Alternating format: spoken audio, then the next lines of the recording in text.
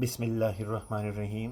حضرت علی اور حضرت عبداللہ بن مسعود رضی اللہ تعالیٰ عنہما سے روایت ہے کہ رسول اکرم صلی اللہ علیہ وآلہ وسلم نے فرمایا کہ وعدہ بھی ایک طرح کا قرض ہے، لہٰذا اس کو ادا کرنا چاہیے۔ مطلب یہ ہے کہ اگر کسی کو کچھ دینے کا یا اس کے ساتھ کوئی سلوک کرنے کا یا اسی طرح کا کوئی اور وعدہ کیا گیا ہے تو وعدہ کرنے والے کو چاہیے کہ وہ اس کو اپنے اوپر فرض سمجھے، یعنی کہ قرض سمجھے، اور اس کو پورا کرنے کی فکر کرے۔ لیکن اگر بالفرض کسی برے کام میں ساتھ دینے کا یا کسی اور ایسے کام کرنے کا وعدہ کیا گیا ہے جو شرعاً صحیح نہیں ہے یا اس سے کسی دوسرے کی حق تلفی ہوتی ہے تو اس وعدہ کا پورا کرنا ضروری نہ ہوگا بلکہ اس کے خلاف ہی کرنا ضروری ہوگا، اور اس وعدہ خلافی میں کوئی گناہ نہ ہوگا بلکہ اتباع شریعت کا ثواب ہوگا۔